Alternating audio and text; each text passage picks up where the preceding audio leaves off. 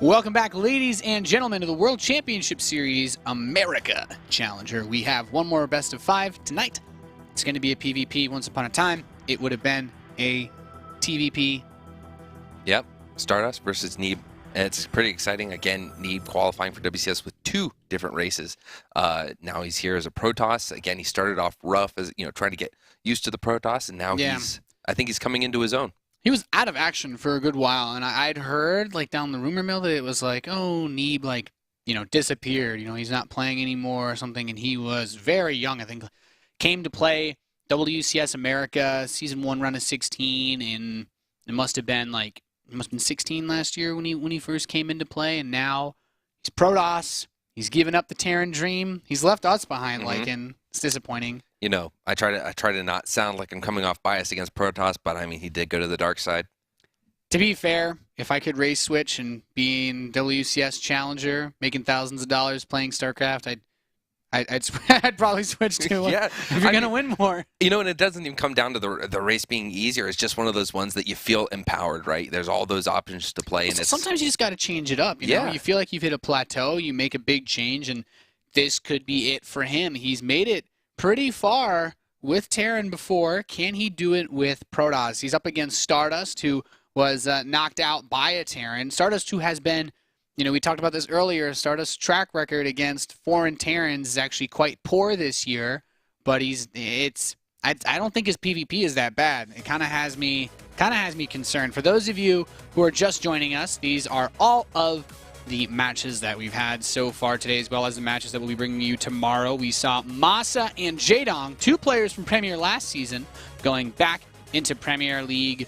The challengers, Bales and Semper, have been defeated. And now we're on StarDust versus Neeb. Tomorrow we'll be doing Kane versus Huck, Pult versus Jon Snow, Violet versus QXE, and Xenocider versus Hitman. Like we said earlier, disregard the times. We're just going through the matches. We're gonna take it. We're gonna take it slow, and we're gonna make it happen. Yeah, I'm not feeling too good for Neeb. I'm rooting for him. He's the North American against StarDust, but his Jaedong recently 2-1 Puck in the IM qualifier, and I'm hoping, Nathanius. StarDust, I would say PvP wise, much stronger. I like StarDust PvP, PvZ a lot more than StarDust's PvT. It's his highest matchup. It's his best matchup. I'm still hoping that we get into this game and that Neeb just decides to play Terran. I'm not even joking. I really think that StarDust's performance versus, he was knocked out of WCS, the top 8 by Bunny last season, and like we said, he's lost series against players like Drunken Boy. I think this Chief General or War General, something like that, in a previous WCS qualifier, trying to qualify for Season 2, QXE. And these are all guys that haven't had any real success this year. QXC's been having a lot of struggles in Challenger himself for the World Championship Series. So I do like StarDust quite a bit in this best of 5 for PvP against Neeb. I haven't seen a single game that Neeb has played of Protoss. I don't think I've run into him on ladder, so I'm curious, but at the same time, little bit doubtful. I don't know what to expect. Yeah, well, you have the opportunity for build order wins. You have the opportunity for just one misstep in PvP. So my hopes are up for Neeb. We'll have to see what he can do. He is in the northeast position. He is our blue Protoss player now. He is Neeb. And in the bottom right, it is the red Protoss. In this mirror matchup, we have StarDust. One fair point to make, Lycan, though, is that there is a Protoss player who this year has won 3 very, very big prestigious tournaments, who used to play Terran, that is now Protoss. And who might that be, Nathanius? Well, it's Classic, It's Classic, of course. Classic, who, he's got that SSL championship, the GSL, just took IEM. He's, a lot of people are looking at a guy like him to be a top player, and he was Terran when he switched over to StarCraft 2. When he first played StarCraft 2, coming in to play Pro League, he was an okay Terran, but he wasn't a great Terran. And now he's a truly great Protoss player, and it just goes to show that it's never too late to make a big change, especially with how young Neeb is, right? And is he going for a cannon rush? Yeah, I don't think forge expands are a thing in PvP. I mean, so this could be pretty exciting if he gets into the base and doesn't get scouted and gets a nice setup. I mean, I don't know what to say. All right, well, let's see. I had like all these thoughts in my head. I'm like, I haven't seen Neeb play PvP, but apparently he's a cheesy man. These Protoss. Oh my God, he's not even going to see the probe go in. Well, this is awkward.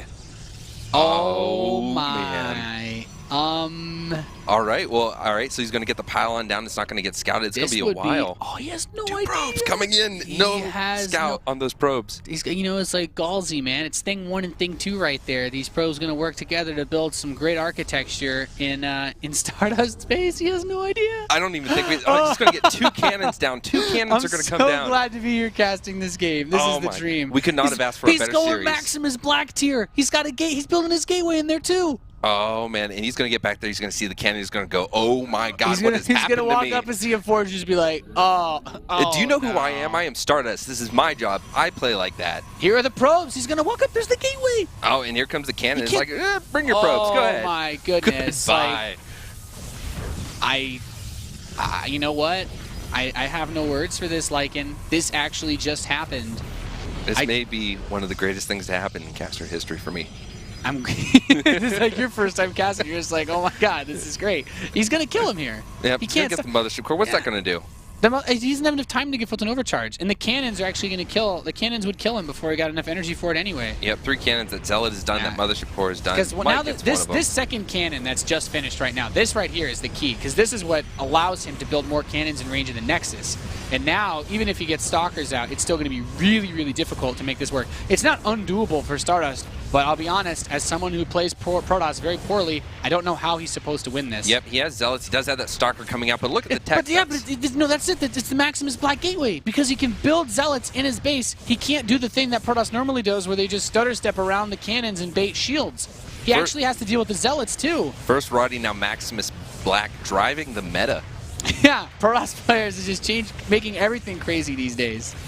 This is awesome. So, I mean, the Nexus is going to be lost. The probes aren't going to be able to get out of the base. There isn't a probe any longer on the other side of the map. What happened to Stardust probe that was on the map? Did he maybe got killed by workers? That's it. GG. Neeb takes a victory. That just happened. That was incredible. Well, Stardust is going to be scouting his base very carefully next game.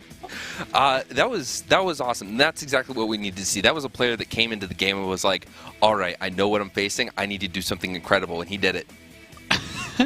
And everything worked out. He goes down to scout for the probe or for a pylon in his natural base. It's not there. He's like, okay, I think I'm safe. That's one way to start a series against a championship tier Protoss player like Stardust. Neeb is just like, he has some cannons and a gateway to boot. Neeb is definitely on a high right now. In the next game, I want to see him come in. I don't want that to get to his head. It's a big confidence boost coming into it. Especially when you look at Neeb must be thinking to himself, he's like, yeah, I can beat this. This guy's human. I imagine he's like done that on a barcode account, and a bunch of Protoss players have said really mean things to him. But Neeb's like, I know how to do it. And the thing is, there's so many ways for that to fail when you really think about it. Like, I'm sure Neeb really studied how Stardust opens and scouts in PvP. He's like, okay, he'll scout as natural, so I'm not going to cannon rush and build something on the low ground, because he'll see that really quickly.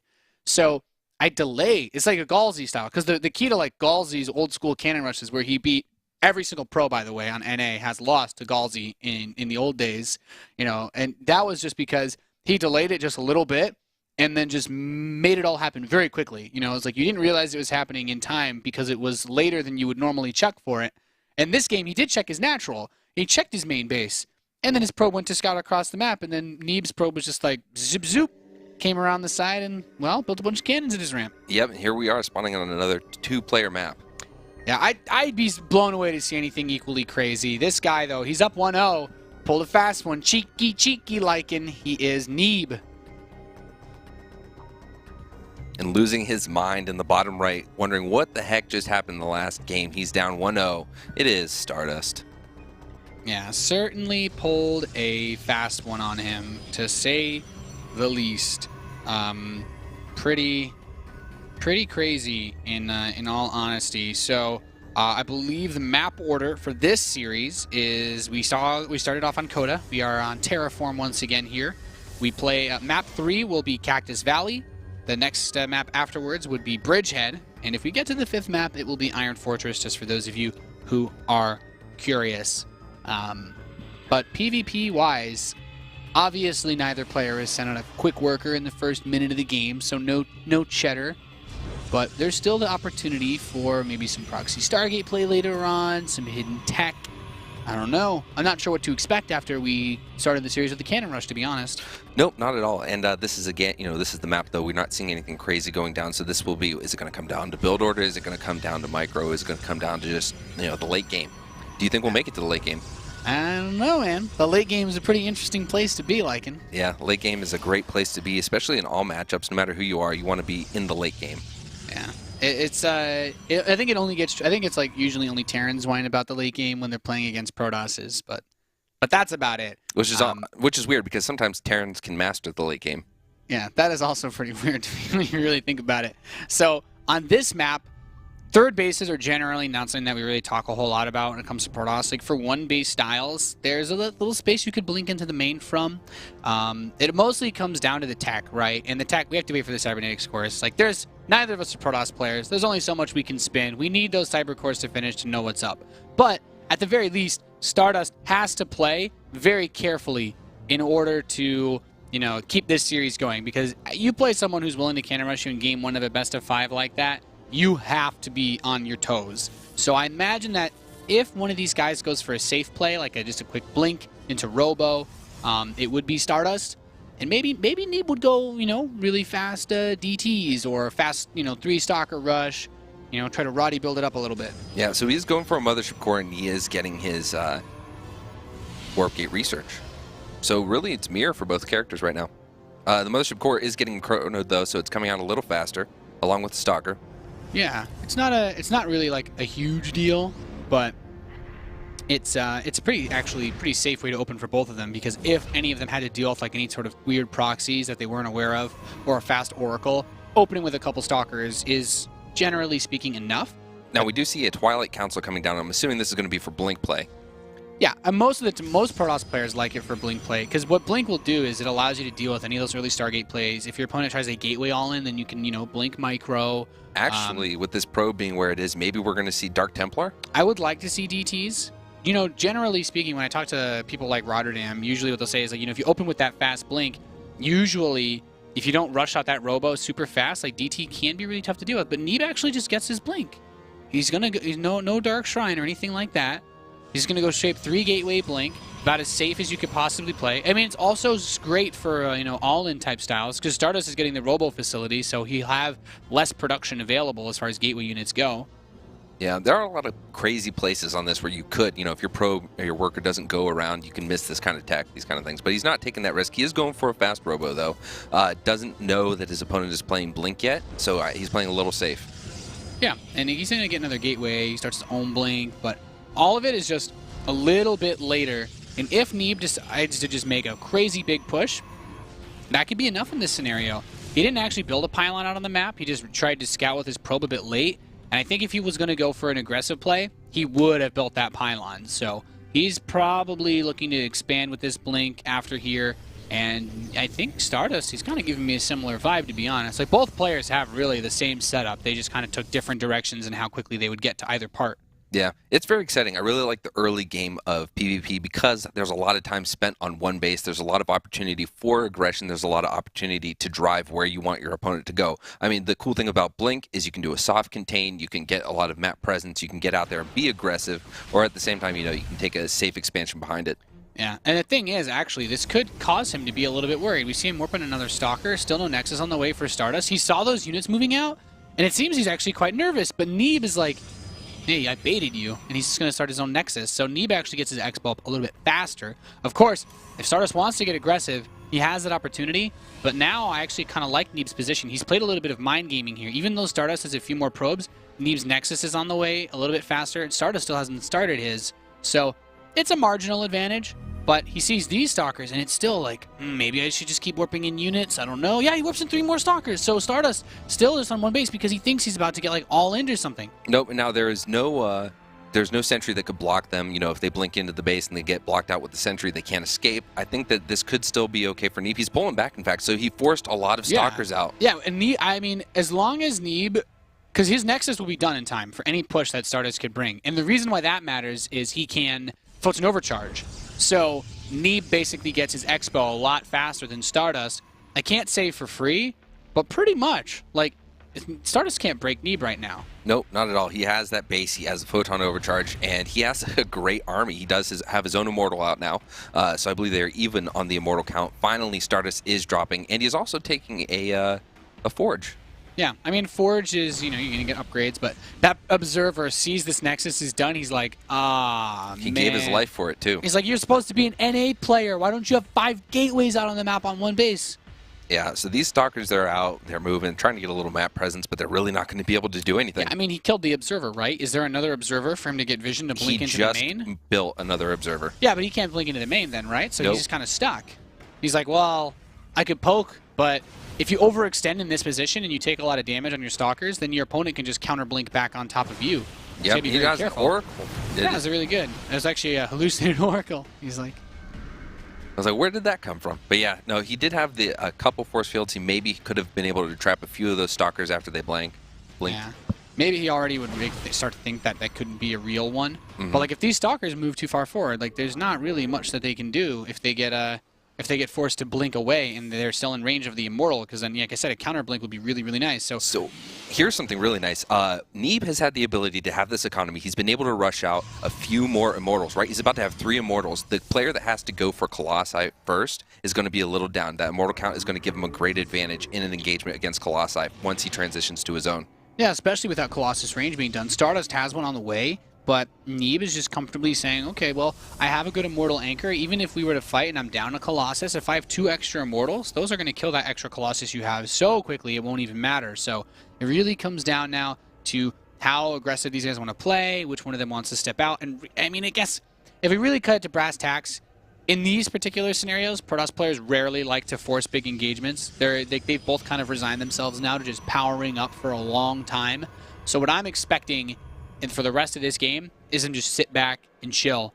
You know, maybe throw a couple Stalkers here and there, try to pick off anything that's not on the map. But primarily, they're going to be building up. They're going full speed ahead towards that maxed out army.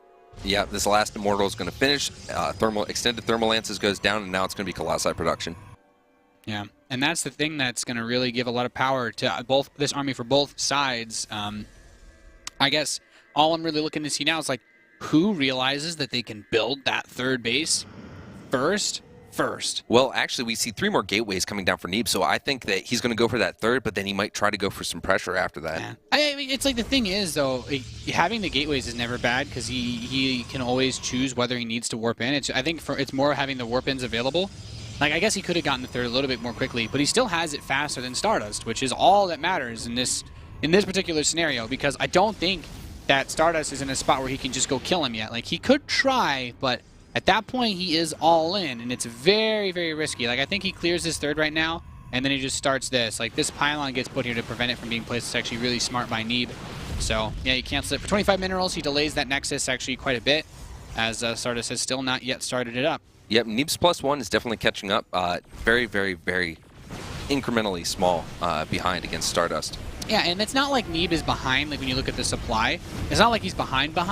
It's more like Neeb's investment into that Nexus will allow him to jump ahead in that supply more quickly. So it's like he's temporarily in a place where he hasn't invested as much into the army, but it's still it's still small enough of a difference that it's not like a game changer, for example. Yeah, now look at this. We see 2 different tech paths coming down. We see charge lots coming down from Neeb, and we see Templar on the way. So we're going to see Archon, Immortal Colossus. I mean, the idea is that now you only want to spend gas on Immortals, Colossi, and Archons. You do not want to actually build more Stalkers. You do not want to build any Sentries in this position.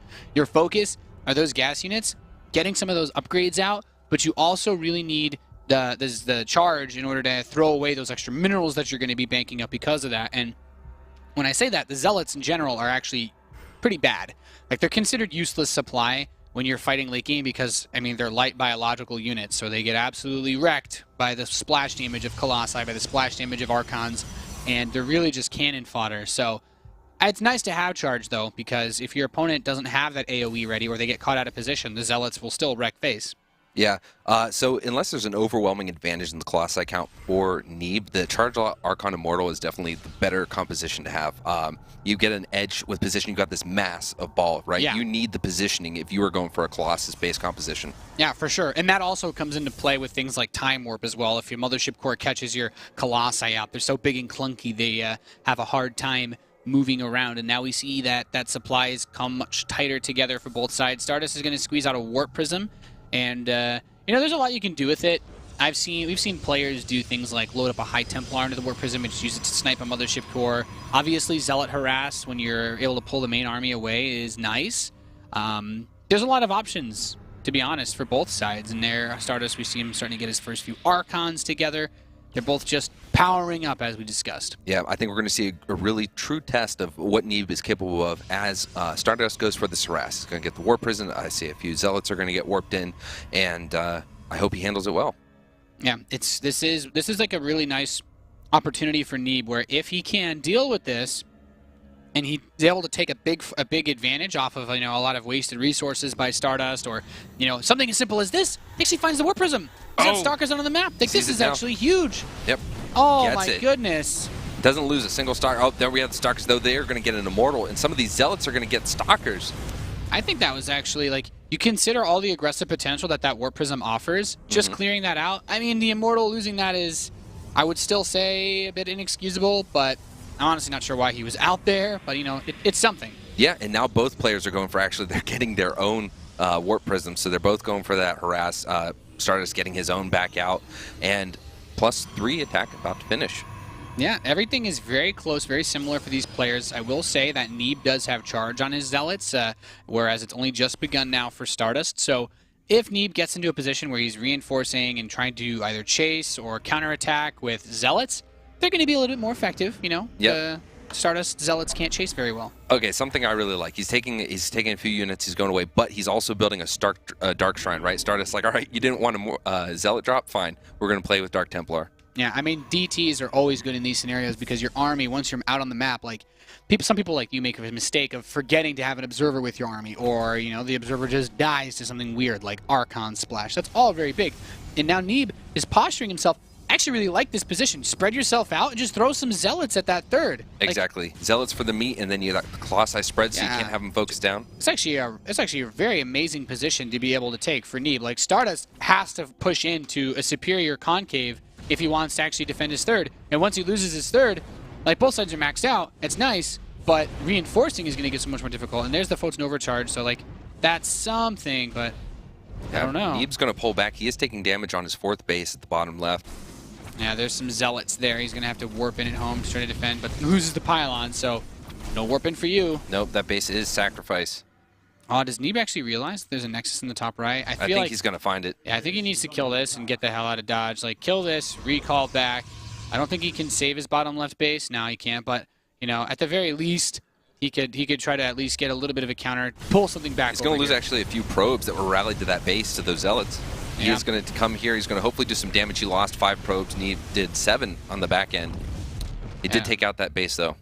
This is still a very tricky spot. Like, let's look at the total number. We have 5 Colossi versus 7, so StarDust is good in that way. Actually, I think StarDust just has more. Actually, StarDust just has a better army, I'll say. There's too many Zealots in this army for Neeb right now. Having 26 versus 15, he's got a solid, like 20 supply invested in Zealots, and Zealots aren't going to kill any of those big, beefy tech units that we were talking about earlier.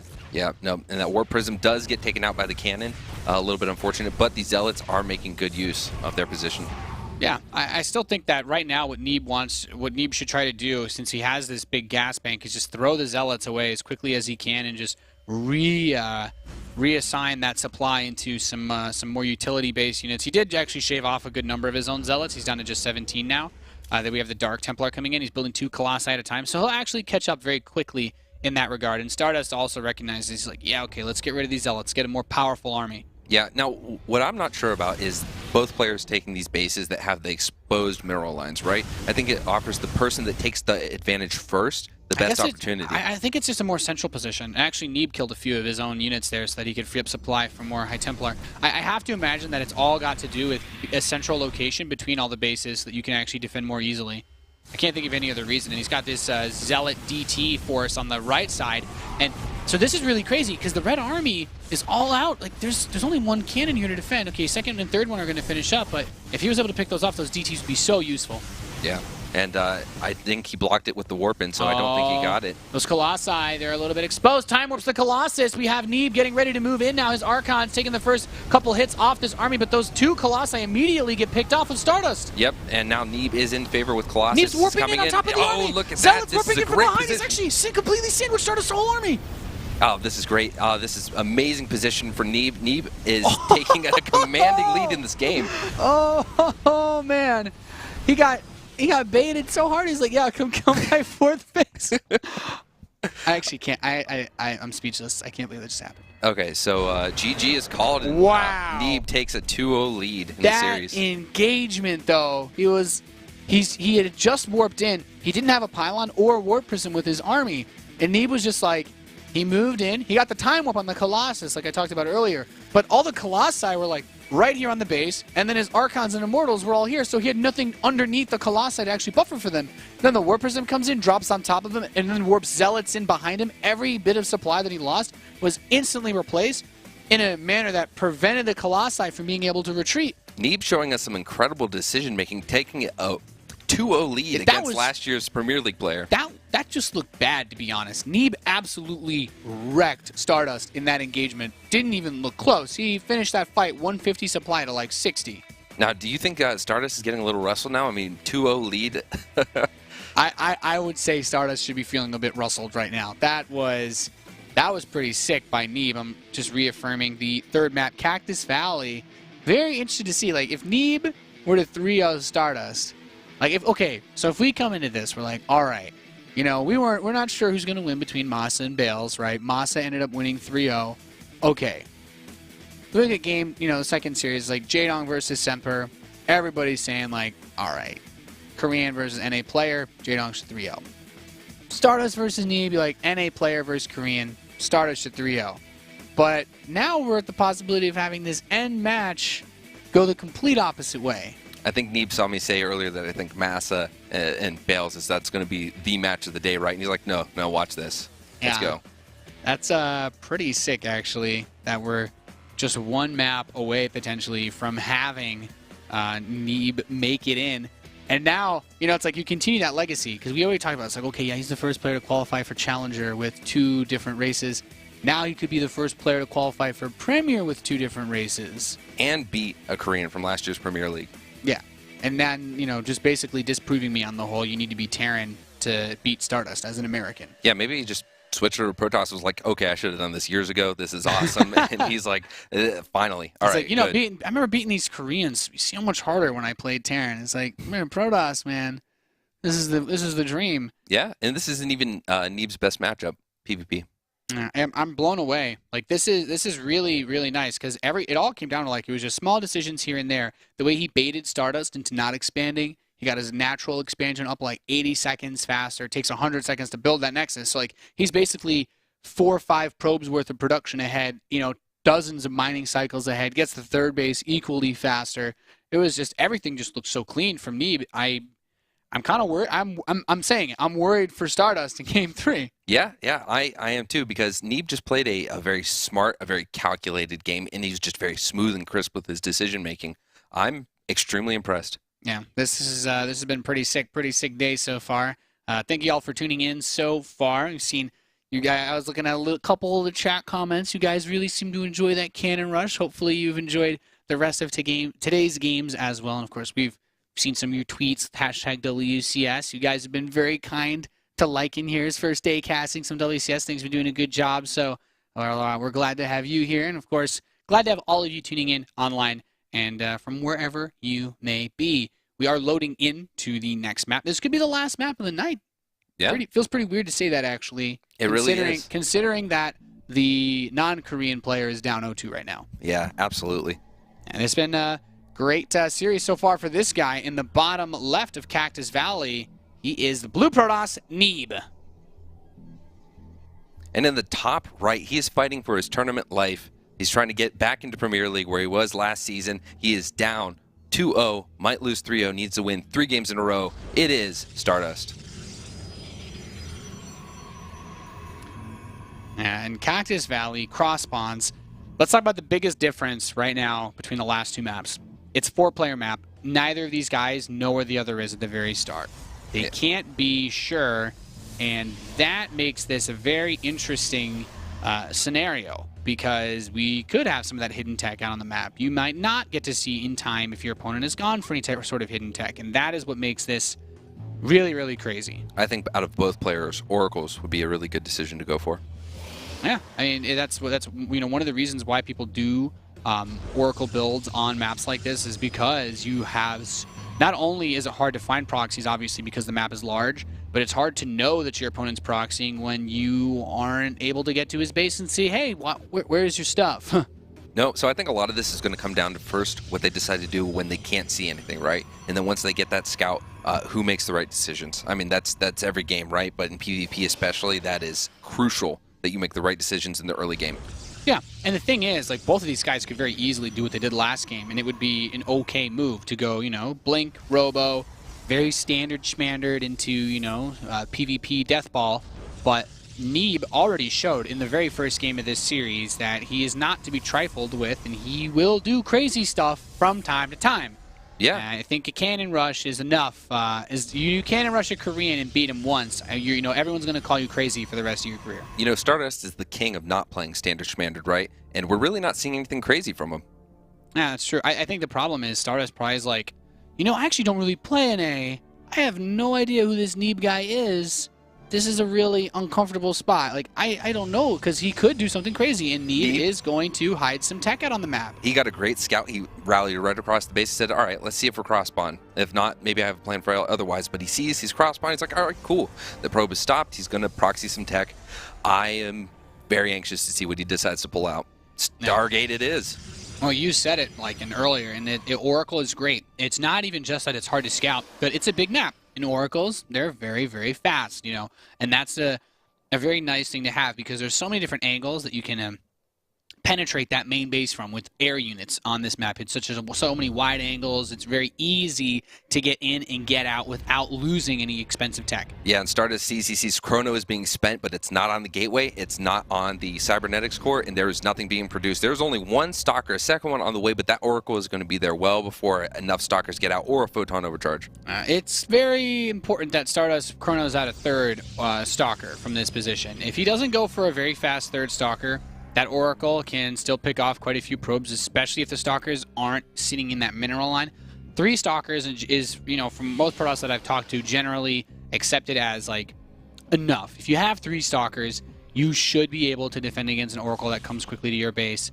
It'll buy you time a little bit as well to get an overcharge if you want to push out. Not the end of the world. But Neeb adds on 2 more gateways behind this Stargate. He could be looking to just go for some crazy, crazy aggression after this, and StarDust, he's going to miss it. Oh, wow, he took control of it right as he missed it. It was like he took control of the probe right as it got close to that Stargate, and then he was like, nope, not going to check that spot. Yeah, so we see Twilight Councils coming down for both players, a couple more gateways coming down for Neeb, and we do have a Robo coming down for StarDust. Having that stalker on the map makes this interesting. Okay, he's got 3 in here. Okay, so this shouldn't do anything. Yeah, 1 probe. He's not going to get any more than that. Now StarDust knows, so he's going to be very aware of what's going on. Maybe he'll come back around and try to find that that Stargate later on. So with neither player having an expansion, right, and Neeb already investing into this tech, what's something he can do? Yeah, he's expanding on the back end, but is there any opportunity for aggression, or he has to sit back and play defensive? I think StarDust can get aggressive, right? His opening kind of soft counter this Oracle. I mean, the Oracle could run back in now that the Stalkers have left, but there's a photon overcharge, so he could trade the Oracle for maybe 5-6 probes. Still very risky. I think Neeb's biggest goal, he's not that far behind in Blink, but he needs to get units out. Mm-hmm. Yeah, he does have the photon overcharge. That Nexus has still got a long ways to go before it's finished. In fact, these Stalkers are going to sit here and poke at it for quite a bit. It might even get canceled. And then the main base is going to be relatively safe. He has Stalkers. He has photon overcharge. Yeah, I mean, now we have... there's still a good couple of Stalkers for Neeb.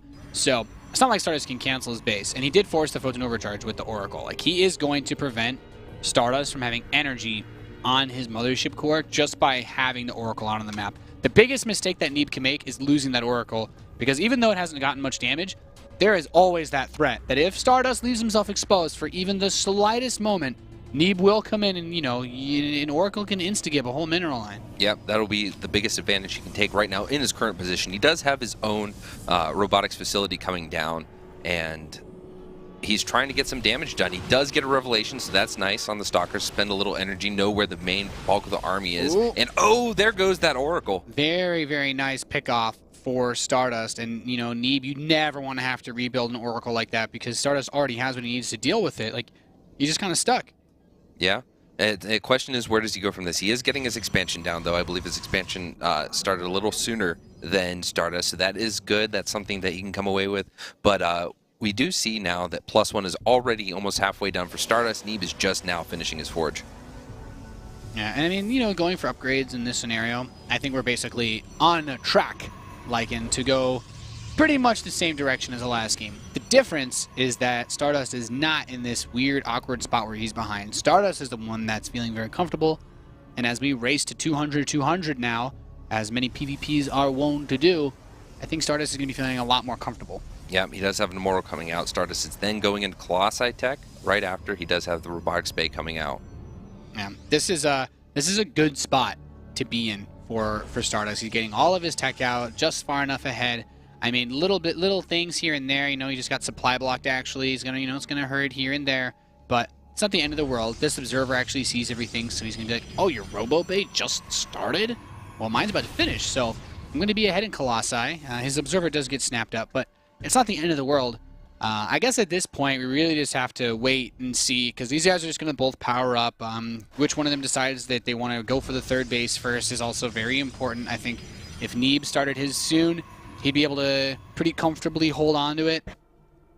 Yeah, I think in a lot of ways it is in StarDust's favor to take the advantage. He is in this position where he has come out ahead, you know. Neeb tried a little bit of cheekiness with the Stargate, and now StarDust can decide, you know, I have a window of opportunity. He's ahead in everything. He's ahead in upgrades. He's ahead in tech. It's his game to win with the advantages he has right now. Yeah, and now this Stalker actually is continuing to dance around. Neeb almost managing to catch it. Does not want to get baited too hard, though. If he were to have aggressively blinked, he might have lost his Stalkers that are out on the map right now. Yeah, Immortal's good unit against Stalker. Yes, very, very strong. Especially even like if you get force fielded in, the Zealots can kill them, and that's just unnecessary. Unnecessary, Lycan. We do have the Nexus on the way for both sides, though. Neeb got his a little bit faster. I think Neeb needs every edge he can get his paws on right now, because like StarDust has a force out here, but this is not like the I'm gonna kill you army. This is the please stop pushing me army. Yeah, yeah. It's keeping Neeb in check. He's being policed off the map, and that's really good for StarDust to keep that position. Yeah. We do see the range upgrades are about the same. Neeb is going for Zealot legs. Yeah, I'm really trying to see where either one of these guys gets a big edge, because if it comes back down to positioning once more, I felt that in the last game, StarDust started off with a much stronger force. This is a pretty risky move. He's going to come up here and just try to knock this base down. I mean, getting this would actually be pretty big. The Zealot's trying to buffer, but he does. You know, the thing is, if he were to lose this army, it would be over for him. Like neither one of these players can afford to lose these armies. The army compositions are close to dead even when it comes to like when you look at those armies. You know, a handful of Immortals, one Colossus, some Zealots, and Sentries. But it's okay. It's okay. You poked the third, but if you try to kill it, you might lose everything. Yeah, we are seeing a lot of gateways now coming down for StarDust. Is this just going to be for, you know, taking advantage of that 3-base economy he now has, or is that going to be for aggression? Oh, he blinks in and loses a lot of Stalkers to the Colossi and the enemy Stalkers of StarDust, and that was not a good engagement at all. Yeah, I think he like saw maybe just one unit and got baited pretty hard there. Unnecessary mistake to say the least. Both sides getting Templar Archives. We're going back to the same place that we were just at, Lycan. Yep. And, you know, in that position, Neeb won pretty handily with his engagement micro. Yeah, so hopefully, you know, StarDust is definitely trying to not get caught out of position. StarDust is a great player. He takes, you know, he's extremely accomplished. I'd say that StarDust is one player that if he's going to learn from his mistakes of the previous game. Yeah, well, StarDust should win this, right? When you really think about it. And here he is down 0-2. He's got WCS Europe titles. He's got tournament wins at, you know, big series like DreamHack, and he finds himself now basically like Oh my goodness, am I going to lose this American dude in Challenger of all places? Like, I'm supposed to go way further than this. Yeah, he is going for Warp Prism. Actually, both players going for Warp Prism again. I think that's just a smart way to play. You know, being able to get that aggressive potential in is so nice. But look at this. Stalker Harass split up between the natural and that third. Mothership Core gets picked off. So this actually makes things really awkward because the Zealot Warpin should be enough to hold off against these Stalkers. He's actually killing Stalkers with Zealots. Kills all of them with Zealots. Really nice defense so far. Pull the probes away.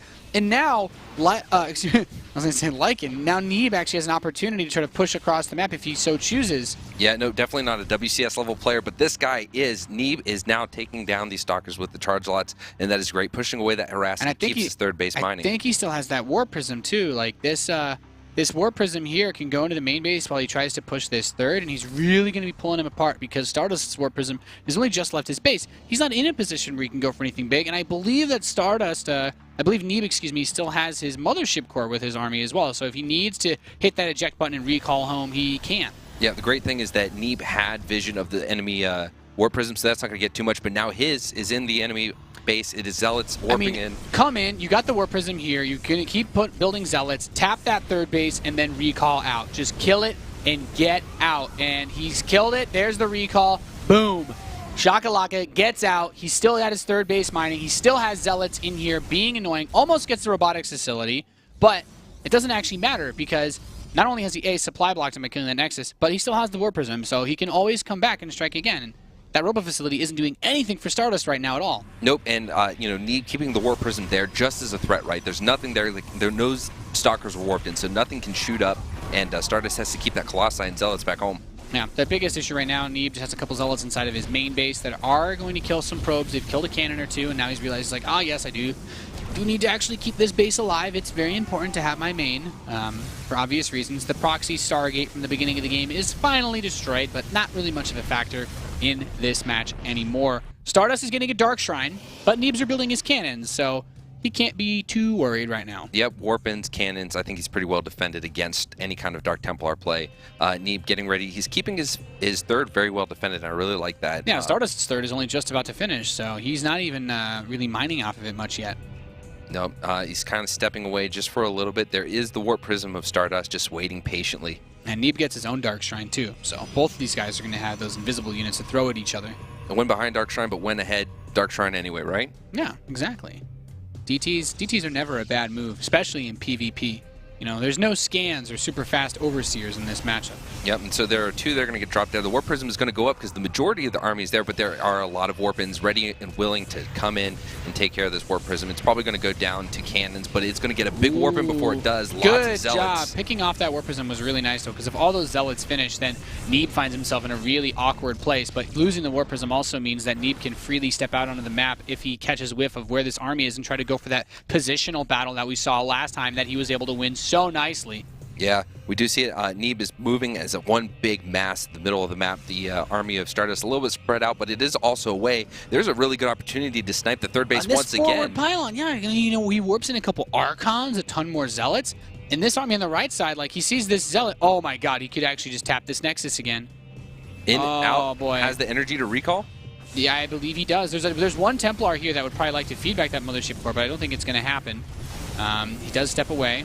Does feedback something. I'm not quite sure actually what he grabbed. There's a time warp to lock those Archons away, and now they're just jockeying for positioning. One of these Colossi is shooting in a simulator, though. That's hurting Neeb's position just a little bit. He's got another Colossus coming in on the high ground. Needs to keep himself spread out. Those Archons are really going to work now. Yep, those Colossi were able to get a lot of shots off before anything got close. But there's a Zealot reinforcement, so he has that pylon very close by to help with this, but, you know, the Nexus Cannon also chips in during all of this, and it's, you know, it's 5 Colossi versus 4, but with 2 Immortals to anchor, Neeb does not want to take this fight. He actually lost a lot of supply there, despite the fact that he was up on economy for a good bit. He does have his 4th base earlier, but now I think biggest things to look at are we going to see, you know, those Dark Templar come into play in the next minute or so here, because they have access to those Dark Shrines, but I think right now they're both trying to repair those armies, and that has me worried for Neeb. He lost a lot.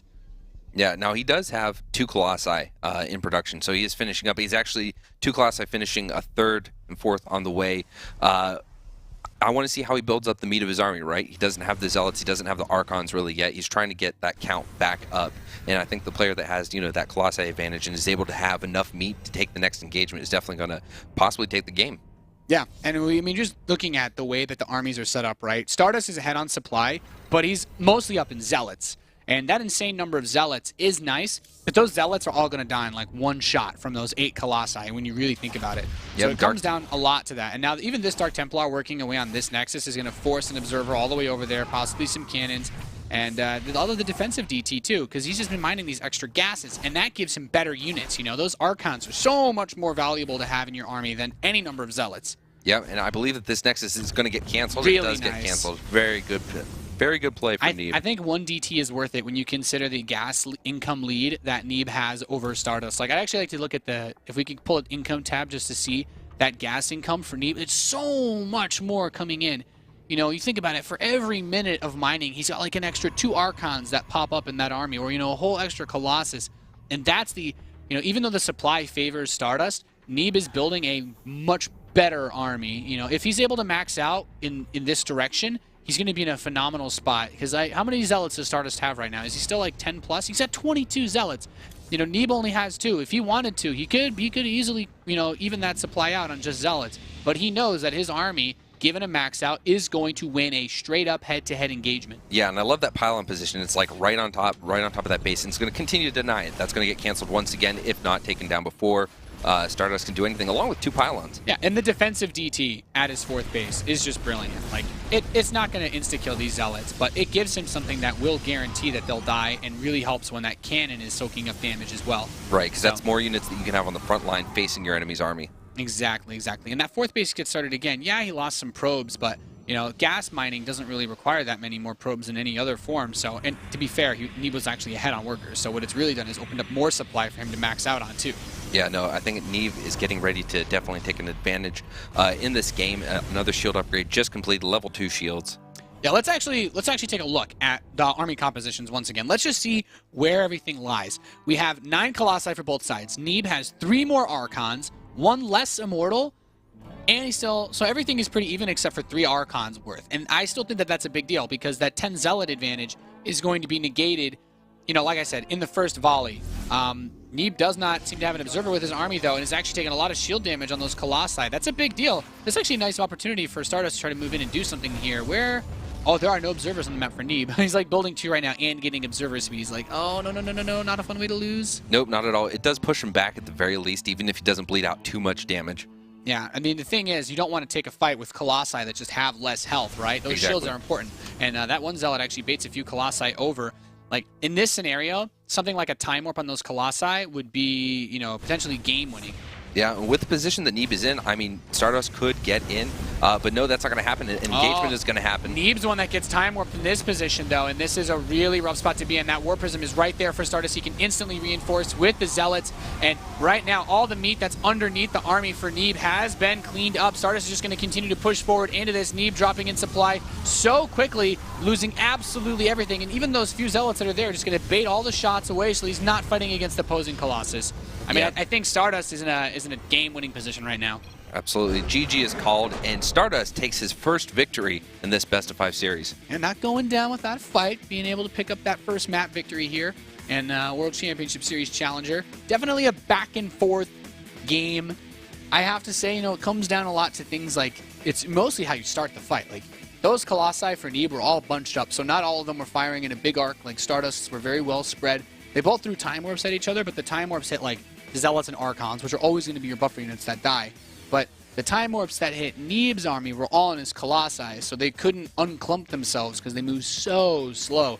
And that's a key to victory for Protoss when you're playing around with so many big clunky units like that. Yeah, I think this is a great series for everyone, both the players and the fans. I mean, we didn't get a 3-0, which is great. We saw StarDust come back and actually play, you know, a great game of StarCraft, and Neeb still played really well. He had advantages. He took great engagements. He did a lot of smart plays. And let's just go back to the very beginning of that game. It's not like Neeb was in some sort of dominating spot, right? Like, he opened up with the Oracle.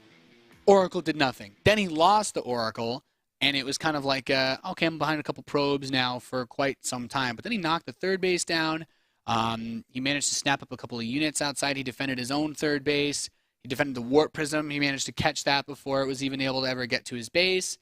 So I felt like a lot of things went really well for Neeb, but just needed a bit more time. Like, he was still behind a little bit in supply. I still think I would still wager his army's better, But if he's just maxed out, then I think it's a totally different fight, and he has to be able to fight on his own terms, spread out in a concave, not caught off at like the end of some terrain while being time warped. Yeah, we saw these players, I think, both reading off each other the last two games, learning from each other. We saw them now this game, they took Warp Prisms at the exact same time. When the game before it was StarDust taking the Warp Prism first, and then Dark Templar, exact same time, right? So I think that each player is learning from one another as the game goes along, and we're starting to see different parts of their styles fleshed out. Both went for the drop harass, and Neeb playing that smart game he needs to play, knowing that I need to take the economic advantage because I didn't get the advantage in the early game, so he sniped that base. He did a lot of harass.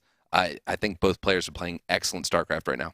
Yeah, and there's multiple ways to play PvP, guys. Like, the way that they're both doing it is very similar to each other. They both open up with, like, the Blink and the Robo, and then later on they add in, like, the Archons and whatnot, and they get charged. But there are a lot of Protoss players that like to go for very aggressive styles. You know, when I think about some of the, I know was like one of the Chinese players immediately comes to mind when like does I think I've seen like even some like the Axiom Protosses do it too. Is like you go for a big charge out Archon push without Robo into someone that's like rushing up to a Colossus, and you just try to like overwhelm them with how fast you can build that army composition, even though it doesn't scale as well, to just crush someone that only has like 1 or 2 Colossi. Because the Colossi aren't really that scary in PvP until you have like a couple of them, right? You know, you can kind of dance around them a little bit. The Zealots they kind of spread themselves out when they charge. But in this particular scenario, it just seemed like, you know, both players are just kind of following each other step for step. Yeah, yeah. Haas, one of those players that likes to do that, you know, really aggressive. And I wonder if we're going to see that in this game. You know, either game we haven't seen that player pushing up with early Blink Stalkers into the base, things like that. The only aggression that we've had in this game was the cannon rush in game 1, which was, to be fair, pretty aggressive, just not something that's reliable enough to be, but we see cannon rushes all the time. Now WCS. Now we're moving into Bridgehead, and I'm curious if we're going to see any sort of like maybe immortal bust on the back rocks, some sort of that, maybe a Void Ray all in. Yeah, I am interested in that because it's not a map that we've seen too much of. That's like the nature of these best of 5s. So actually, if you think about it, what exactly were the maps for this series again? We've so far had Coda, Terraform, Cactus Valley. We're going into Bridgehead, and after that is, if we make it to the next game, Iron Fortress. Okay. So so that means we got vetoes on Moonlight Madness and Dashin Terminal. I have actually no idea what happens in PvP on those maps, cheese or otherwise. So I can't say I'm super surprised, but I do believe that Bridgehead. Can you really do anything crazy PvP wise there? I guess. I mean, I don't know how well does the Roddy build work on Bridgehead, because that big wall, it's a great way to siege with the Tempest. Yeah. I think even just big gateway or immortal play could still work because force fielding that giant area is very tough.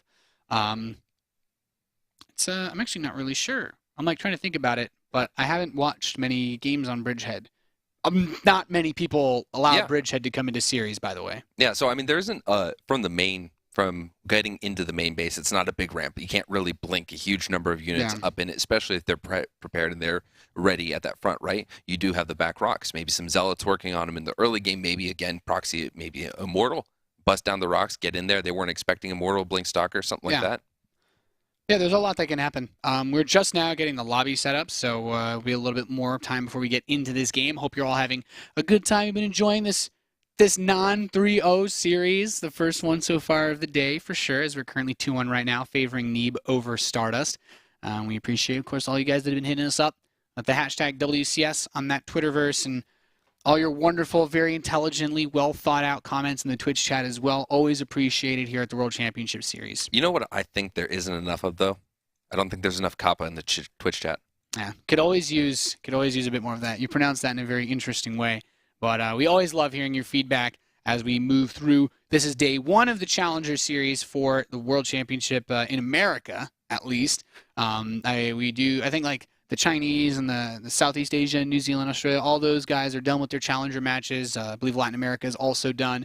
And then Europe will be following shortly after us. Starting next week. Yeah. So there's lots more StarCraft to watch. And then as we get into August, you guys will be able to catch Premier League, and then then we get into September and we finish things up. And it's going to be the finals. Season 3. Sick. It's going to be awesome. And now it's you think about Season 3, really, it's like this is it. For some of these guys, a miracle run could make it happen.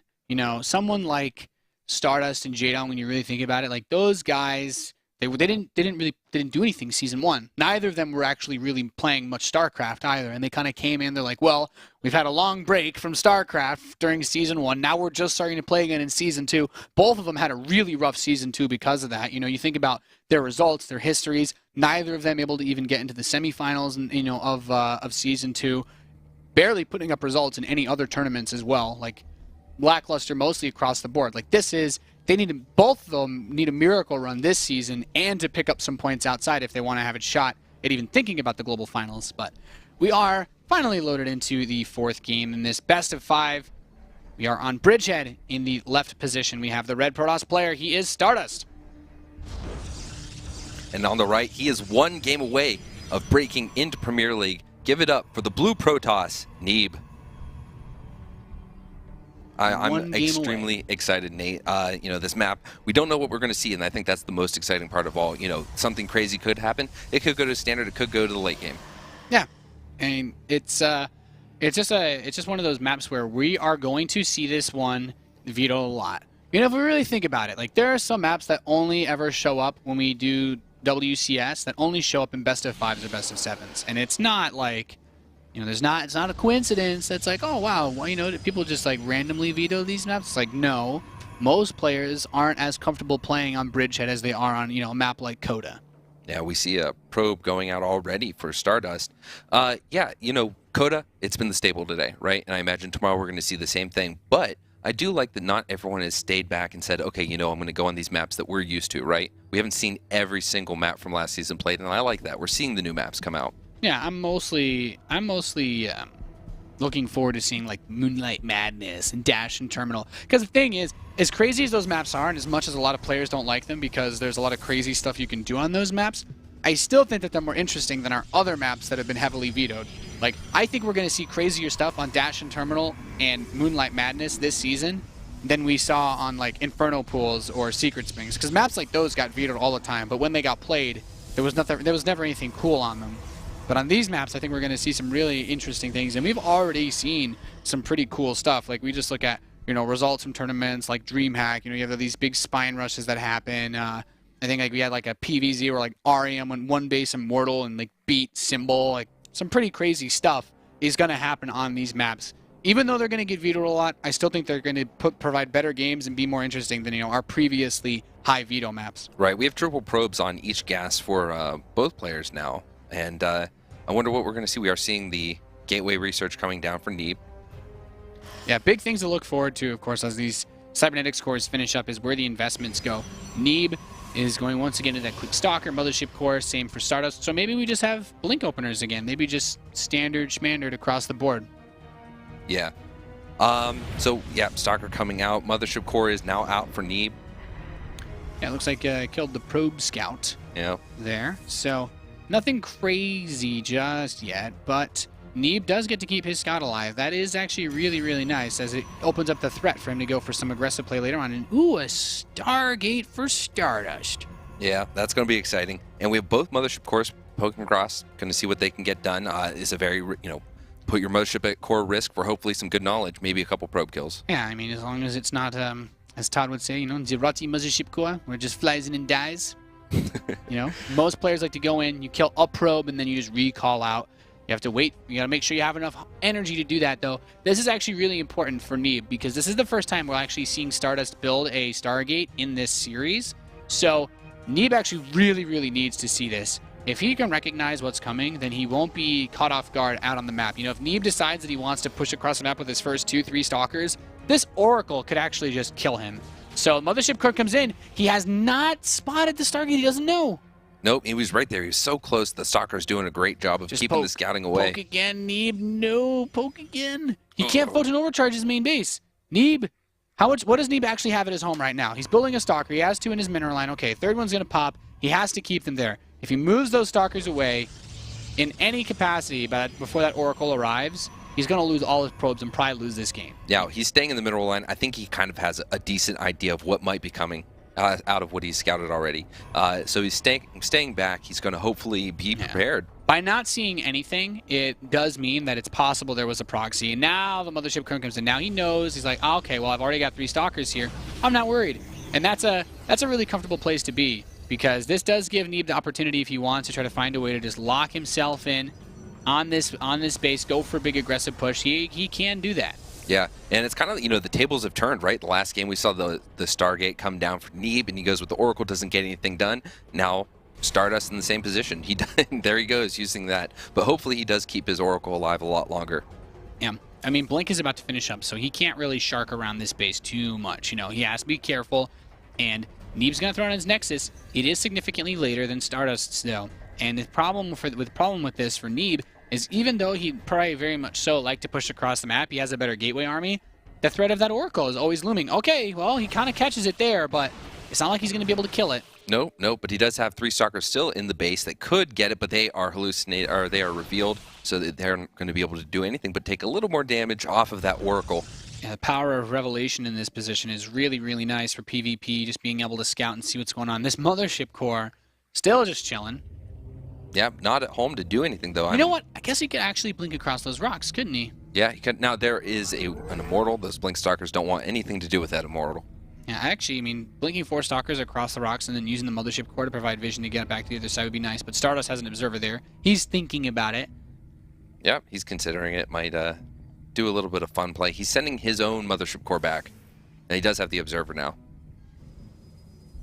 And so he's going to, sit at these rocks, maybe poke at them. Maybe he will blink over them and then use them as protection if he tries to defensively blink back. Yeah, this is actually really awkward because now he's blinked in. The observer saw him blink in. He has to wait for the cooldown. He's actually going to lose some of these stalkers, unfortunately. 2 of them do die immediately, and that's painful, man. Just throwing away a bunch of resources basically for nothing, and suddenly StarDust is in a really nice spot. He got his Nexus faster. He picks off some units for free. Even though the Oracle doesn't do anything, in the early game, does he still have that Oracle alive? Did he lose it at some point? No, he still has the Oracle. Okay. So that's still a big threat. Like, there's 2 stalkers here, but he can catch any probes out on the map. He can use this and just constantly... Like, he doesn't actually need to kill anything with it anymore. He can just run around the map forever with it, like patrolling or whatnot, and just look for when a probe tries to build a pylon. It's like StarDust can't be caught off guard. Neeb can't move out onto the map if he's constantly running around with his Oracle and prevents any probes from putting pylons. Right. Now, we do see that StarDust is getting his Forge right now. Neeb going to have a small lead in the upgrades, but also StarDust is getting his Colossi a lot faster. His Robotics Bay is about to finish, and Neeb's isn't even halfway done. Yeah.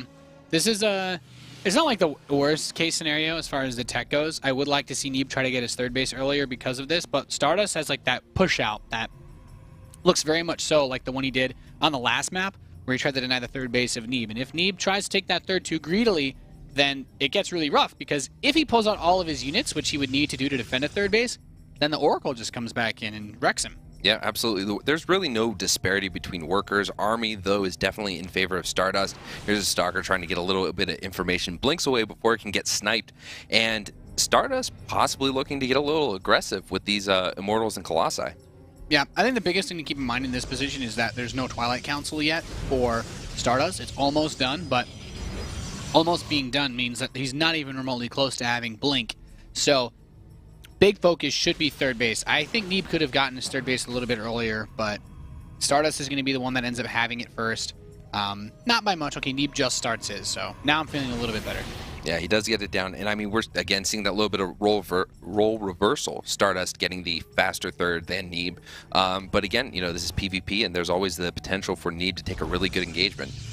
Looking at the upgrades, we see Charge coming down, Extended Thermal Lance also for StarDust. Both players getting Charge and Extended Thermal Lance. Yeah, and these are all the upgrades that you really need to round out a good composition for the late game in PvP. Because I really feel, we've looked at this series, and aside from the Cannon Rush, this whole entire series has pretty much just been the late game. Yep, absolutely. And we're seeing the Warp Prism coming again for StarDust, so he's going to look to do a little bit of harassment. There's not a lot of map vision. There is a pylon near the 3rd base, so that's going to be great for harassment from Neeb to StarDust. Seeing that pylon there, that could also spot the Warp Prism depending on which way it goes. Yeah, and this is like a really important moment, because if when that harassment play really comes into it, this is how you get the advantage. Like, you still have this Oracle, and the thing is, the Oracle now has enough energy that it could actually sit and kill like 100 probes. Absolutely, but there is the mothership core waiting to do the photon overcharge, and we look now, we do see a warp prism heading out with some zealots inside. Imagine this. You drop 4 zealots, your opponent warps in zealots to defend, you have the Oracle there, it kills all the zealots before they even warp in. That's how strong that thing is. It's like there's so many like little things that can have such a big impact here. The Oracle is inside that mineral line. Yeah, just going after a few of these probes. I mean, it can even get to work on this Colossus. Like, Oracles are strong. Oh my god. There's so much energy on that Oracle. It could have still gone. Yeah, you know what, like, and I've actually never seen an Oracle kill a Colossus, but I actually almost lost it for a second there, imagining that it could have just happened. The dream was real. I was terrified. I was genuinely frightened. Oracles aren't something fun to deal with, especially when they have a lot of energy and you have nothing to deal with them. Yeah, it's not like any other harassment unit where it's like it'll stop at some point. It's like, no, it's just going to kill a bunch of workers. There's a feedback, though, to shut it down after it grabs another couple probes. So at least the Oracle threat is over. But look at the supply. You know, Neeb is not only behind on some supply, but StarDust has a massive gas bank, which means he can turn, as soon as that Templar Archives is done, he can immediately turn that supply lead he has into a massive amount of Archons. I will say, this high ground spot, I'd love to see these Colossi just kill all these probes. Yep, and that's what they're going for. Colossi getting 2 probes, not too terrible, but look at all those charge slots for StarDust. I mean, we talk about charge slots getting eaten up pretty quick, but he has a lot. Yeah, right now there's that it hasn't reached the phase yet where this army has enough area of effect damage to actually be able to kill like a massive number of zealots. Like, Neeb is not yet ready to face this army of StarDust. I don't feel he is. No, and StarDust is getting ready to drop a few more zealots inside the base. There it is. There's an Archon trying to do a little damage. Might get the warp prism before those zealots knock it down, but no, those zealots are going to be there, and there is no warp in to defend it. Losing that Archon, so expensive to just 300 minerals of zealots. Now, that third base mining gets denied again. This Colossus positioning for Neeb is really nice, because if he tries to push up that ramp, StarDust, I mean, then he gets hit with the time warp. But StarDust is like, okay, screw this, I'm going to recall, picks off all these zealots, blinks to the left side, but the warp prism is still there. That threat is still alive. Yeah, I think he needs to put a few more cannons down, at least for the defense of that base. He had them in the previous game. They worked well, paid dividends. I think it's a smart investment at this point. It's just on Bridgehead, man. There's so that space runs all the way up and down, your main and natural. Like, going for drop play here is just so easy. You know, I think about from a Terran perspective, you just bounce across all day, or, you know, from the Zerg perspective, the mutas just fly back and forth easily. And if you're Protoss, then those warp prisms have to be your key to success as well. Yeah, map vision, absolutely critical, especially when dealing with those multi-prong harass. You got to know where it is. You have to know the right way to split your army up. And we're seeing a lot of these engagements the past few games coming down to who knows where their opponent is and how they split their army. Yeah, there's only so much you can really do in scenarios like this, but that warp prism has to be a big play. Picking that off really, really nice, though. Neeb is going to be able to catch himself breath of fresh air there as he cleans up these zealots. I think he can try to pull some of these stalkers out of his base, try to help a little bit more. It does lose 2 probes, but that army of StarDust still quite a nice chunk ahead in supply. I'm actually curious, just take a look at the army compositions just so I can be sure. We do have, yeah, I mean, he's ahead in Colossi too by a large margin. I think that's a really, really important thing to keep in mind. Like, this is not just one of those, oh, he has more zealots than me armies. It's he's got twice as many Colossi as me. Yeah, no, he does have 2 more Archons than his opponent, but I mean, is that really going to make a difference when you have all that other meat and potatoes in there? I'm not so sure it will. This is a very tense moment right now because Neeb just wants to be allowed to sit back and try to max. But I have to say, you know, you're in a position like this, you know, you're in the late game, remaxing isn't going to help you. Nope, not at all. We do see he morphed in 2 more Archons. I think he's definitely an advantage. Yeah, he's going to have the photon overcharge. Is that going to be enough to help him in this situation? I mean, it helps to soak up health, right? If he can get that, you know, if he can get one of the Colossi to derp, like we saw in like Cactus Valley or whatever, if like the Colossus shoots like the Nexus instead of the army, then it helps. But there's the photon overcharge, activated a bit late. He's actually dropping zealots from the warp prism on top of those Colossi, and most of the Colossi of StarDust are shooting the Nexus, so it's opening up some opportunities here. Neeb is actually able to get some nice shots off. He's focused, he's actually distracted by by the Nexus Cannon. The Warp Prism of StarDust gets cleaned up. He's warping it on top of StarDust's army. It could actually be enough for him to stay alive just a little bit longer. Pretty sick play, especially considering his 4th Nexus is on the way. Yeah, those warpings were absolutely incredible. It definitely helped a lot. The Photon Nexus, Overcharge. Yeah, you asked. Well, there's your answer. Like, and that Nexus actually just saved Neeb from losing this game. I don't know that he's out of the woods just yet, but he's got a new lease on life, at least for a short time. Yeah, both players do have Dark Templar tech. The 4th base is going to be denied for Neeb. Yeah, this is still a pretty interesting spot, right? Because StarDust does have a 4th base in the bottom left. It's not yet being really utilized. He doesn't have the gases on it just yet. But Neeb will fall behind if he's not able to find some sort of way to equalize, whether it's getting another good engagement like that or getting some harassing. We haven't seen a whole lot of harass out of Neeb this game. Yeah, I'm really liking the warp prisms in these games, right? Aside from the harass, dropping zealots, warping in zealots on top of the enemy army, that is a 3rd engagement in the last 3 games that we've seen that play a big role. And it's a game-winning move when you get those big warpings. 2 Templar just snapped up for free like that. That's huge, you know? This warp prism does get cleaned up. And we have another Warp Prism harass being sent into the main base. Yeah, did warping cannons, so that does help, but that's a lot of zealots. Cannons don't care about that. 9 zealots. Like, DTs are being warped in to defend, but, you know, 1 DT isn't going to kill this fast enough. There's some of his own zealots, but that cannon's going to get cleaned up, and this is just going from bad to worse for Neeb as far as economy goes. StarDust is starting to mine off of that 4th base. He's taking an assimilator there as well. Neeb really needs to make something happen. DTs are being sent across the map. He's got DTs being warped into his base, and oh goodness, all these probes, these poor defenseless probes. Oh god. Oh, he's just gonna go for the Nexus. Yep, that's gonna be not something fun to deal with.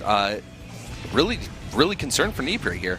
Yeah, he has not been able to put on damage to the economy of StarDust, and he is just losing force after force. His natural expansion is gone. He's lost a lot of gas income. We have a bunch of DTs standing next to each other. They can't actually hit each other. Nope, not at all. I think that StarDust play. GG is called. StarDust takes a win and ties the series 2-0. Really, really surprising there, as Neeb still had the majority of his army together. He was just like, I'm too far behind now. No, and we see StarDust closing up a lot of the gaps. In the previous games where Neeb has taken those advantages, StarDust was there. He had enough cannons to deal with DTs. He was the one controlling the tempo of the game, making his units spread out and harassing, and definitely stayed ahead. Yeah, really, really crazy. Really crazy series so far. You know, the engagements, Neeb looked like he was going to bring that game back. But every time, like, Neeb goes for that harass, we had his Warp Prism go across, immediately snapped up by the Stalkers. Like, just dealt with beautifully. And then the Warp Prism consistently just kept hitting Neeb's natural, and that's one of the things about Bridgehead that makes Bridgehead a tough map to play. Like, drop play is very good on it. You must always be mindful. Even at the end, you know, not having an observer there when you're, you know, your opponent, you're in the late game, your opponent has DTs. It's like there's 6 Dark Templars staying next to each other. Half of them can't see each other, you know? It's no bueno. It's just awkward. Yeah. Honestly, it's just awkward, you know? Yeah. It's like they both know that they're invisible and that there's other invisible guys nearby, but they can't do anything about it. No, they see the glimmer, but, like, you know, the rules of, you know, physics in StarCraft, like, I see you there, but I can't slice my axe. Yeah, you know, it's the rules of engagement. You know, you don't attack stuff that you can't see. Nope. In case you're crazy. You don't want anyone to see you swinging at the air and you miss. And you know. That's exactly. It's just poor form, really. Exactly. Yeah. So the final map that we're getting into is going to be Iron Fortress. Iron Fortress. So another 4-player map. We're back into the realm of maybe proxies, maybe weird scouting, stuff like that. StarDust has brought the series to a standstill against the American Protoss player. The players are in the lobby right now, so we'll be starting this one up soon. It's another big map. There's a lot of play that can go down, especially when you're playing Protoss. We could see another Stargate opening. I'm mostly, you know, it's just like mostly concerned because like now StarDust is building up this momentum. He's got picked up the last 2 games. They were both long ones. Neeb had moments of brilliance, especially in the last one. That fight by his base. Like, maybe if StarDust just overcommits just for another second, or doesn't retarget the Colossi onto the actual army units of Neeb for like 1 more second, and that Nexus just takes a couple hundred more hit points of damage, maybe that's enough for Neeb to actually kill 1 or 2 of those Colossi and just counterattack and win, because he had a much bigger army. But the harass just completely cut him in half afterwards. Yeah, if we look at the series and how it started, right? Yeah, sure, we have the cannon rush in game 1, right? But then we go to game 2. Neeb starts out with a pretty decent advantage, and he just takes little chunks as we can. The next game, StarDust doesn't give him those opportunities. In the third game, completely shut down those opportunities. So now we're moving into game 5, and Neeb has to, I think, start off on a very strong foot in order to take this game from StarDust. Yeah, I'd like to see something a bit bold from either one of them. Honestly, I don't think it's necessary. I just kind of want to see it since we've had such a standard series so far. Beyond obviously game 1, the cannon rush, but we've seen Neeb play straight up throughout the rest of the series. Both of these guys, we've thrown an Oracle build in, but otherwise it's just been very clean Robo Blink or Blink Robo. I wouldn't mind seeing something mixed up a little bit, just because I don't feel like either of these players should really be even expecting anything anymore. Although, still feels weird to say that, considering that Neeb cannon rush StarDust in game 1. Yeah, I would like to see aggressive one-base plays from both players. So not build order counters. I want to see both players try to get in someone else's face. You want to see Wings of Liberty PvP? I want to see that. I want to see someone siege the base with Blink. I want to see micro and control, and I want to see that kind of exciting game, because we've seen the late game multiple times now. I want to see that early game. Yeah, I completely agree with you, man. I think at this point I'm pretty tired. I'm pretty tired of the late game. I'm tired of it. I want to see some cheese. I want to see some aggression again. Let's see if that's going to happen. We've got horizontal spawns on Iron Fortress. In the bottom left position, we have the red Protoss player. He is StarDust. And on the other side of the map, he is the foreigner facing the Korean. He is trying to come back. He is here. He's allowed his opponent to come up 2 games, tying the series. Can he take this game and jump into Premier League? It is Neeb. That's right. Another thing to keep in mind is that not only is this the first series today where it hasn't been a 3-0, but if Neeb were to win, considering the last 2 3-0s, Neeb would also be the first of the, quote-unquote challenger players to actually qualify. So we've had 2 of the previous Premier players already take those victories, and that's a nice, comfortable position to be in. You're the guy, you were in Premier before. Sure, you got knocked down at some point or another, but you came back in style. You were able to win your challenger match, and that's what you come in expecting. And if you're StarDust, it's a big confidence shaker to lose like this, because you came all the way to America just to do this. Yeah, absolutely. And so looking at what the players are throwing down, it's equal. Actually, we see 2 gases from StarDust, only 1 gas from Neeb. There we go. There's the second gas. Yeah, so slightly later second one, but it's not anything crazy, to say the least. PvP, I feel like it's tough to really figure out what anyone's doing until that cybernetics core is done, really. There's only so much you can do, unless they go for a quick second gateway, for a 3-5 stalker rush. But Neeb lucking out with the early scout, getting the right direction the first time. Yeah, actually, that's a pretty big deal. Being able to see this, he knows he doesn't have to deal with proxy gateway, in the middle of the map or something absolutely insane, and StarDust will find himself being probably sour about that. Yeah, absolutely. So we're going to see Neeb on the other end, not really deviating. We're not seeing a lot of extra production yet. And just biding his time, trying to make a decision, probably. Yep, I think that's a pretty important thing to do. And if you're going to be in the rubber match for a best of 5 with, $1,000+ on the line, because both of these guys, if you make it to challenger, for any of you guys wondering, you get $3,000. You get a ton of money. You qualify for Premier, you're guaranteed into challenger for the next season, at least based on this year's rule set. And then you also have, another $1,500, I believe. You get a couple more WCS points. WCS points not really a factor for either of these players, as neither of them have had any real success outside of WCS, or even in WCS, I could say. But, getting that money, having some more matches to play, keep yourself busy for the rest of the year, also very important. So we are seeing, again, Stargate for StarDust, Twilight Council for Neeb, same as last year, as you were last game. Yeah, same as last game. Nothing really mixing up too much. I mean, Neeb, is he going to get that quick scout off? That's the real question, and I don't think that we have those mothership cores being so aggressive out on the map looking for the scouts, and that can hurt, because you see this probe, but you're probably not going to be able to kill it, and if you try to run over to that main base, you're exposing yourself a bit more, since unlike Bridgehead, you can't just retreat to that high ground so easily. Yeah, that stalker gets a first couple shots before the other one does, so in a trade, this one's not going to do as well. StarDust might chase up into there, but there are 2 stalkers now, and he's going to want to get away.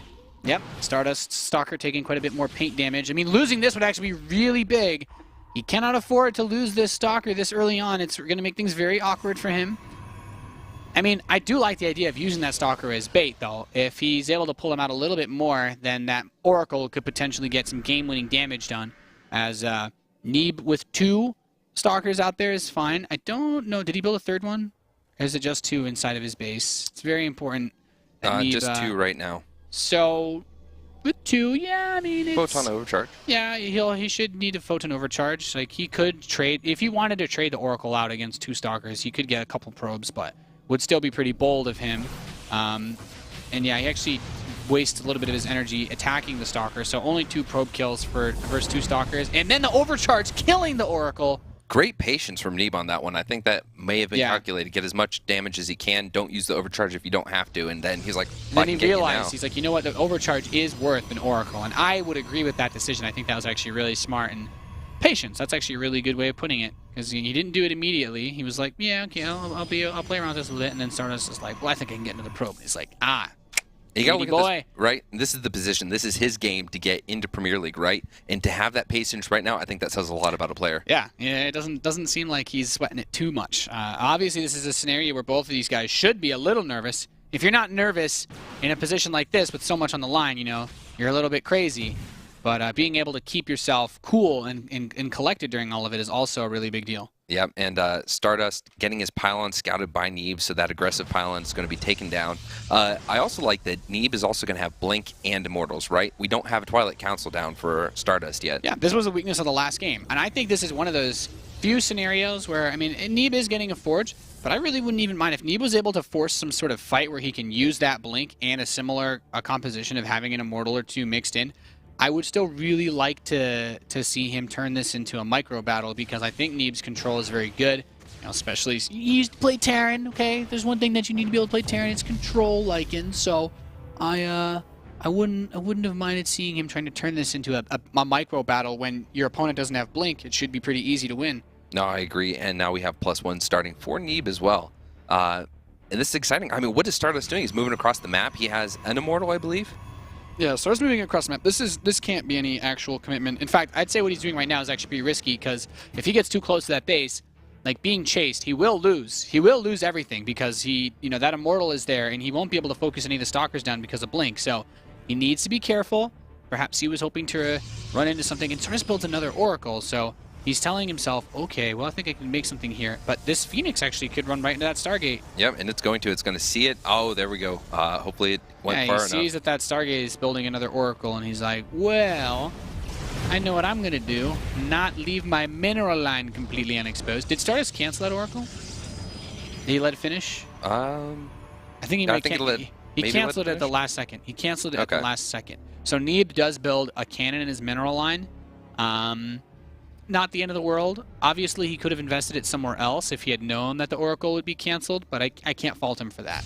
No, not at all. And I mean, he's putting cannons in both mineral lines. This is something that has been important in the later stages of both games. That's exactly it.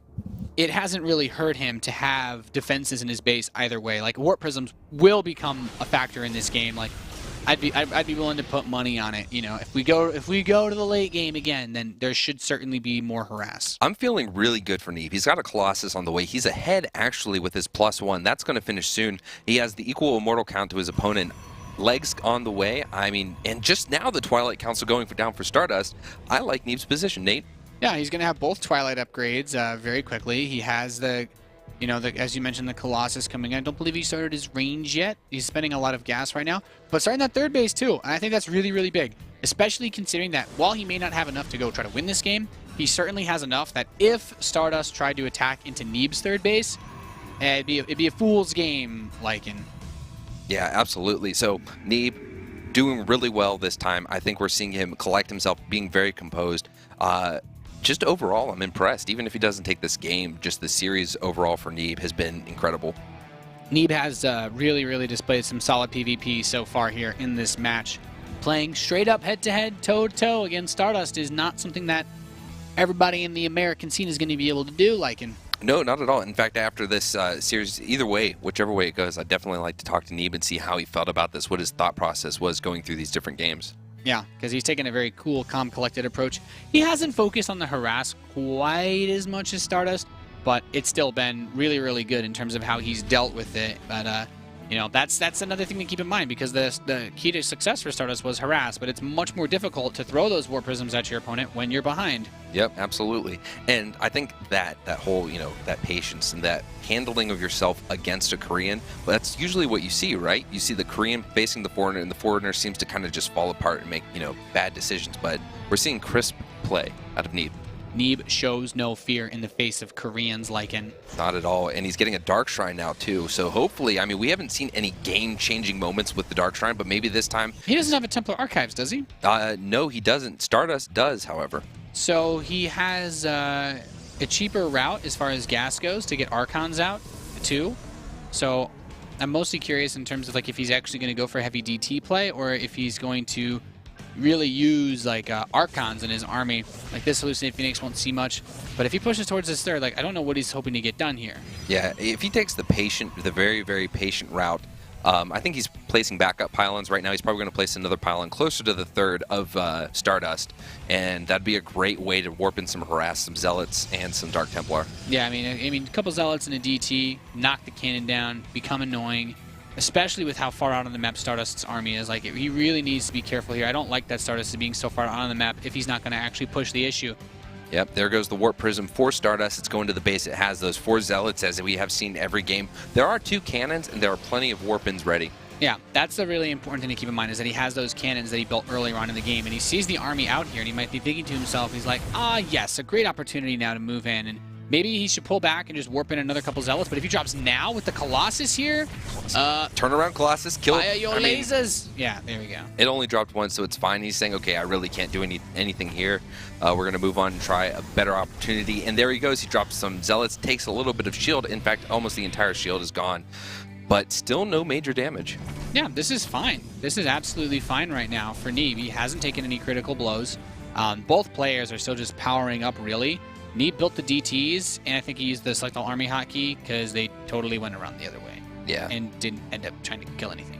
Nope. So DT standing guard in the middle of the map, not really doing anything. I don't think it's that big of a deal, honestly. Like, look at what he set up. Like, that Warp Prism is with his army. So what I'm imagining what Neeb wants to do is get another one of those nice fights, maybe use the DTs to pull around, and then use the Warp Prism to drop on top of the enemy army, and then warp into StarDust's forces. Like, this could be a big opportunity. And all he really needs to do is just catch StarDust leaving his base and then move in with those DTs, snipe the cannon, and go to town. Yeah, you know what? And the other thing is that if you try to focus the Warp Prism, because you know exactly what it's going to do, right? The time that he only has a few anti-air units, it's the Archons and those 2 Stalkers, right? So if he tries to focus on that, that is 1-2 seconds that nothing is focusing on the other army. So those Archons are taking free hits from the Colossi and the fellow Archons. Yeah, Neeb needs to be very careful now. We do have some Zealots going in for counterattack, harass from a Warp Prism inside of his base, trying to use those DTs defensively. He's trying to catch his army in an awkward position. He's going to move in. There's the Colossi. There's a significant Colossus lead, though, for StarDust as both sides begin to throw in those Time Warps and those Guardian Shields, trying to hold on in this position. But the Colossi are all still standing, and there's that Warp Prism. The Warpin's right on top of the Colossi. The Zealots are actually focusing him down. StarDust is pulling his probes like to try to stop this attack. Oh, this is incredible. The probes are going down. The Colossi are going down as well. They're hovering on the edge of the cliff, so the Zealots are not going to be able to do anything. But still, I mean, if you look at the 2 armies... He lost all the probes. He's not mining off his third base anymore. Like, this is actually okay. This was enough. He just needs to hold this position. Yep, don't lose the Warp Prism. Take it. There we go. He keeps it safe. The Colossi can't shoot up. I mean, really, he could just warp in right now. Yeah, I mean, I think that'd be it's totally fine. It doesn't even, I don't even think it matters. Like, he's done so much damage. He's upset just an incredible amount, and he has so many more Warpins that are going to be ready for the next fight. I mean, this is a phenomenal spot to be in. That Mothership Core is hitting the Colossus. Neeb is moving up. He's going to take out the rest of these Colossi. There's just probes coming over here, and Neeb could actually be moving to Premier League for WCS Season 3 right here, right now. This is it. The Colossi are out of position. That one Colossi not going to do anything. 3 Colossi and Immortals, more Zealot Warpins coming in. This third base is going to be sacrificed. That's guaranteed, but I'd say that this game is completely over for StarDust. GG Neeb advances over StarDust 3-2 and qualifies for Premier League for Season 3 of the World Championship Series. That is... that was phenomenal. That entire game, that was freaking awesome, man. That was great. Neeb, man. Neeb, America. There you go. Yeah. So that was Now is the appropriate time to spam America in the chat, guys. Sounds exactly. Good. I mean, Neeb, let's talk about the game, right? So it started off, it was smooth, it was clean. StarDust goes for that Oracle again. Neeb is undaunted. He was ready. He had the scout. Yeah. And then he just played that smooth game from there. StarDust got nothing done with that Oracle. What, 3 probe kills? Yeah, it really didn't do much of anything. Like, he got the 2 probes immediately, and then he got that last hit with the photon overcharge at the beginning. And, you know, you talked about it. Patience didn't immediately use the photon overcharge, just caught him with it. Really amazing, really amazing. And I'm just so happy Neeb being able to move to Premier like this. He's now qualified for Premier League. Last year is Terran. Now he's qualified as Protoss. That's got to be a good feeling. I hope he's like just fist pumping and cheering in his chair back home, because that was a really awesome series to watch him go toe-to-toe with a Korean, only playing macro games outside of that very first game, you know, the Cannon Rush. You guys should check out the VOD if you missed that. But really awesome day of matches here at the World Championship Series America Challenger. We cleaned up 3 best of 5s. We have 4 more coming for you guys tomorrow. In case you missed it, we had Masa advance 3-0 over Bales, Jaedong advance 3-0 over Semper, but the challenger Neeb advancing 3-2 over StarDust. Tomorrow we'll have Kane versus Huck, Pult versus Jon Snow, Violet versus QXC, and Hitman versus Unicider. A whole lot of Terran and not a whole lot of mirrors like it. Yeah, a whole lot of America, actually. 4 Americans playing tomorrow. 2 Koreans and I believe 2 Canadians. So that's right. It's gonna be awesome. It's gonna be incredible. Lots of great games. So did the last series of the day today end up outliving your expectation of the best series? I think that, yeah, absolutely. That was incredible. I mean, Neeb, I think patience would be the theme of that game. We saw a lot of calm, cool collection from that player. We didn't see overreactions with warp-ins, right? Yeah. If he saw 1 Zealot, he only warped in 2 to outnumber it. I mean, just smooth play all around. Decision-making was absolutely amazing by Neeb. Really big congratulations to him for making it into Premier League for the first time this year. And, of course, you know, congratulations to Jaedong as well as Masa for getting back into Premier League, as they were both in there in Season 2. But that is it from us here. Thank you guys very much for tuning in. We will see you back here tomorrow at noon PST. That's 3 p.m. Eastern Time for Day 2. We'll finish up the Challenger matches for the World Championship Series America.